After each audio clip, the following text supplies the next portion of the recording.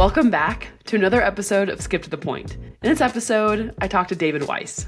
David is the CRO of the Sales Collective, a sales think tank that helps companies assess their people, build their sales processes, and train their teams effectively.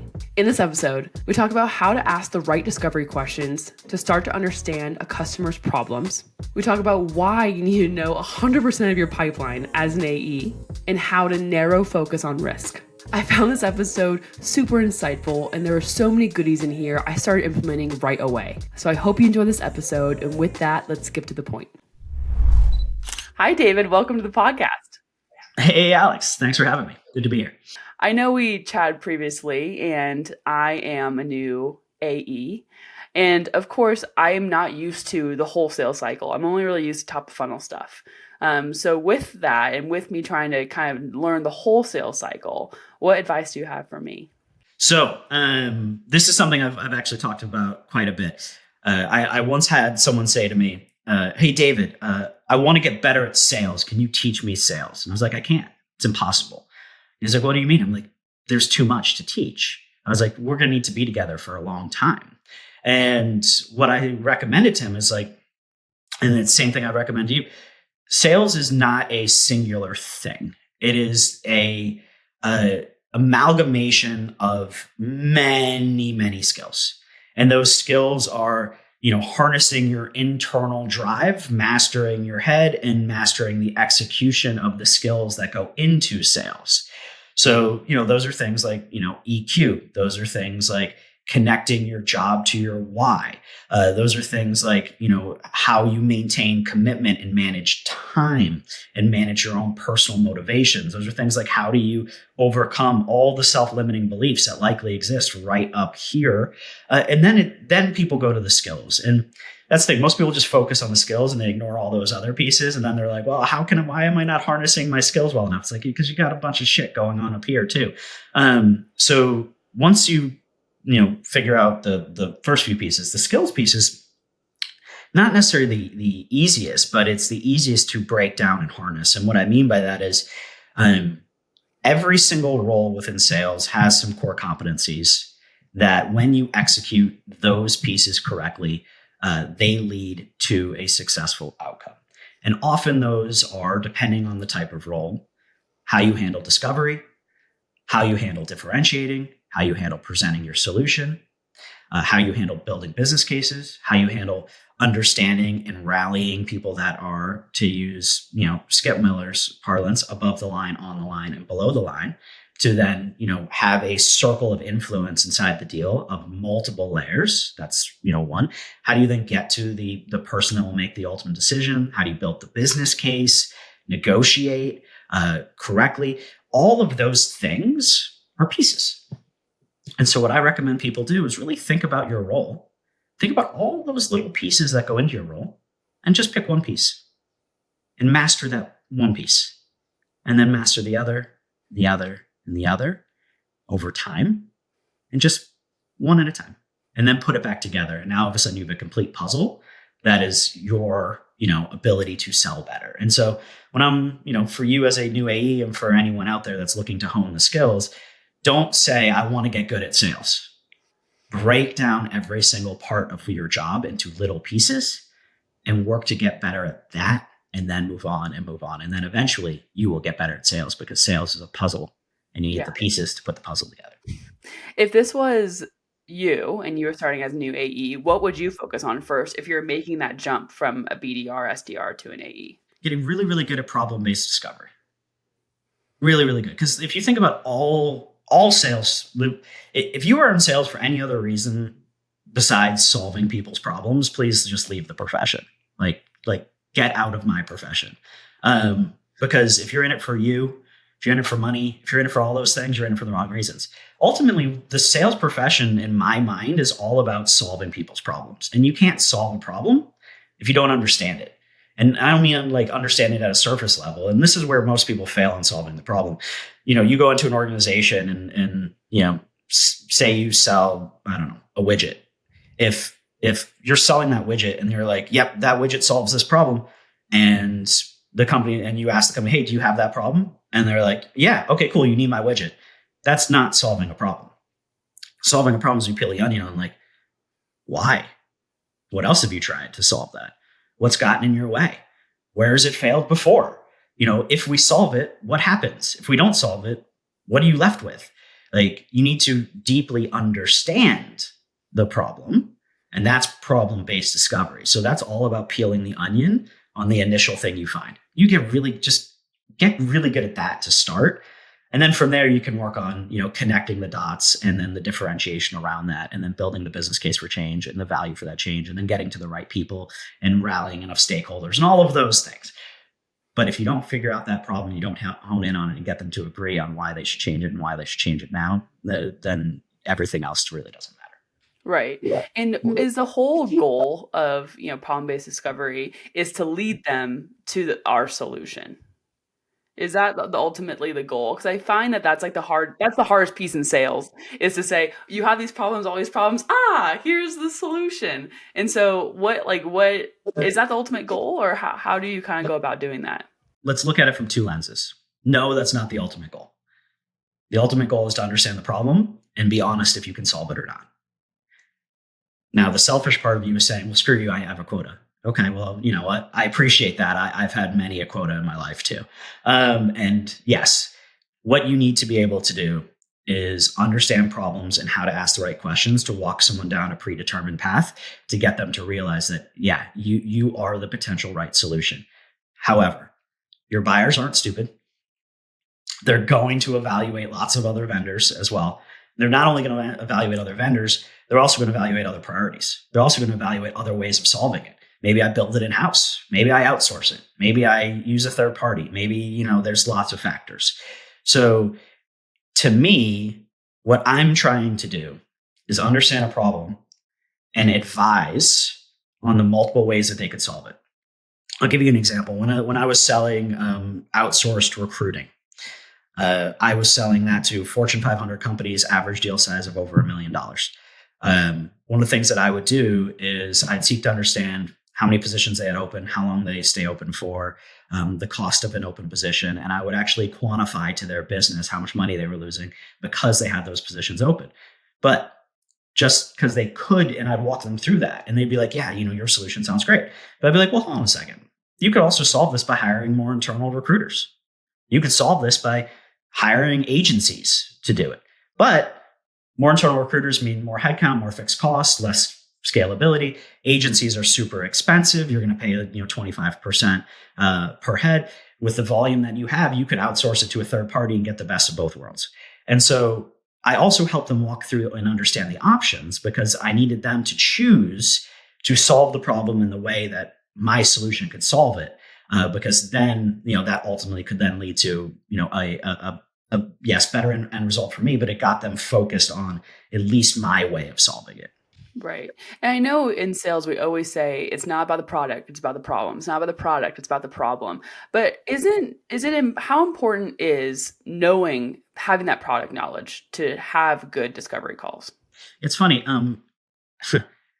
That's actually wrong. And that's one of the things that so many people get wrong. It's 100% about both. In a outbound sales motion, it's about the problem. Because what I need to do is I need to create a need for change. And then once we've created a need for change, I need to know my product so well. I need you to see why my product should be the one you use to make that change versus all the others. Now, here's the thing that most people miss. In an inbound sales motion, when people are coming to you and saying, hey, I've got a problem, it's not about the problem, because they've already said, hey, I want to change. It's about, cool, help me understand what you're looking for in that solution. And then it's high product knowledge and high differentiation to now align it.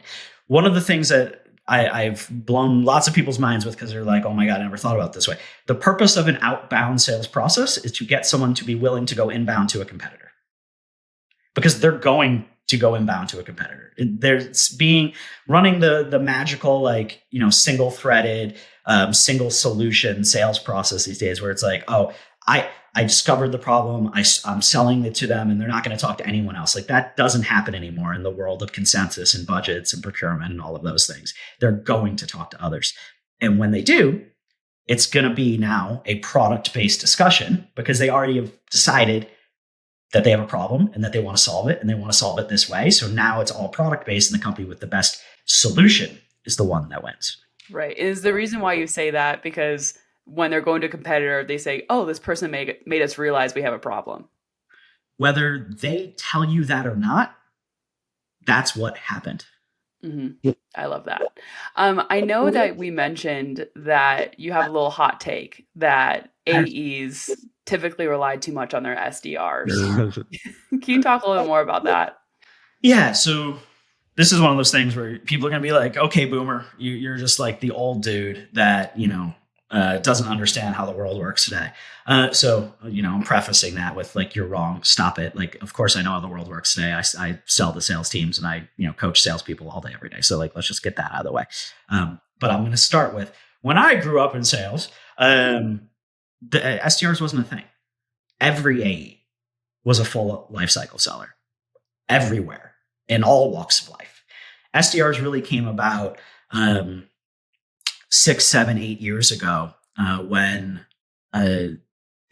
SaaS decided to separate the functions to have people focus on core areas. And in theory, it's really good. Like, it's a great idea. Like, let's have, a certain group of people like master the product and master, that part of the sales cycle and close it. And let's have this other group of people, master hunting. And in concept, that's really good. However, a few things happened. One, they put the newest, most junior people in charge of the hardest part of the sales process. Hunting. Hunting is the hardest part of the sales process. Anybody who's been in sales for a long time will tell you getting someone just to have a meeting with you is one of the hardest possible things. So let's put the people who are the most junior in sales doing one of the hardest things. That's one of the big problems. One of the other big problems is you created this separation where you then told AEs, people that aren't SDRs hunting, that they no longer had to do it. So what you created was this weird mental dynamic where it's like, oh, so you're telling me hunting is, below me. I don't need to hunt anymore. That's their job. And so now AEs are above SDRs in a status chain, which then made AEs treat SDRs poorly. Also, AEs didn't think they needed to anymore. But again, remember, you have the lowest, most newest people doing it that you haven't likely trained really well how to do it. So do you have enough pipeline? No. And then whose fault is it when AEs don't hit goal? It's not the SDRs, it's the AEs. But then the AEs blame the SDRs. So shit dynamic. And then lastly, AEs forgot how to do it. And they chose not to do it because it was below them. So now all of a sudden you have given up your greatest source of control in all of sales, which is your own activity, to somebody else. And then you wonder why 50% of all sales organizations miss quota and 50% of all salespeople miss quota, is because they're not doing the fundamental lifeblood of building a business, their business, which is hunting for business. So my recommendation to anybody listening to this, if you are a seller, an account executive, and you have an SDR, fantastic. You are a lucky human. By the way, outside of SaaS, almost all selling is still full life cycle, by the way. So you live in your own little bubble. And inside that own little bubble, this is what I would challenge you to do. Own 100% of your pipeline. You hunt to 100% of the pipe coverage you need to hit goal. Then you also allow your SDR to do the exact same thing, and you strategically work with them. You know what's going to happen is you will, at bare minimum, hit goal because you have now 2 people redundancy doing that, or you hit 150 to 200% of goal. One of the things I want you to think about when you think about redundancy, when you're flying a plane, one engine goes out, plane still flies. If you do not have redundancy, one engine goes out, you crash into the mountain. And so you're thinking about that. That is what's happening in your sales world, is that you, the AE, are allowing you to fly on a one engine plane. And if that engine doesn't work and doesn't, get you to your destination, you crash. You need redundancy. Yeah. Okay. I definitely think that what you said is so true. When we're in SDR land, BDR land, we're like, I can't wait to get out of this land. This land sucks. And especially when you're not taught anything, like poor training, or when you're new in sales and you're trying to, it's the hardest thing to do in sales is to get someone to say, I want to take a meeting with you. And we think once we're in AE land, oh, we're done. We're done. It's all good. But I think the best sales organizations say everyone prospects. Yep. Like everyone's selling all the time. Well, and here's the thing, and I really even want to challenge that thought. I've worked with tons and tons of organizations that say that exact same thing. And what they say is, okay, AE, you only need to own 30% of your pipeline. You just hit 30%, and then we'll have the SDR hit 70%. No, that's still effed. Okay. That's like, oh, congratulations. You have 2 engines that are only barely working at full capacity. No, both people own 100%. That way, it is both person's job to accomplish the mission, and then the mission will likely get accomplished, if not over accomplished. It's that weird split, because then what happens if one of the other groups doesn't hit it? What if the AE does 20% instead of 30? What if the SDR does 60 instead of 70? Now, all of a sudden, you're in that situation where it's like, now I'm pointing fingers. The reason I didn't hit goal is because of somebody else. No. You both own 100%. You both own the accomplishment of the mission. Now you're in a safe place. So if I think about it as I own 100% of my pipeline, and anything the SDR gives me is just extra. Gravy. Yeah. Okay, great. I know that we also spoke about how MEDDPICC is a qualification framework, but it's also a risk framework. Can you expand a little more on that? Yeah. So a lot of people look at MEDDPICC as qualification. They look at it in the same concept as they look at like BANT. In MEDDICC and MEDDPICC, you can't look at it that way. And you can't look at it that way for a simple reason. It goes across the whole deal. MEDDPICC includes paper process. Hopefully your deal is qualified before you're talking about legal contracts. So how I look at it is a deal management framework focused on risk. And what I mean by that is if you think about all of sales, there's really 7 to 8 areas of risk. And MEDDICC or MEDDPICC cover each of those distinct areas of risk. And for time, I'm not going to go through each one. But they each cover that distinct area of risk.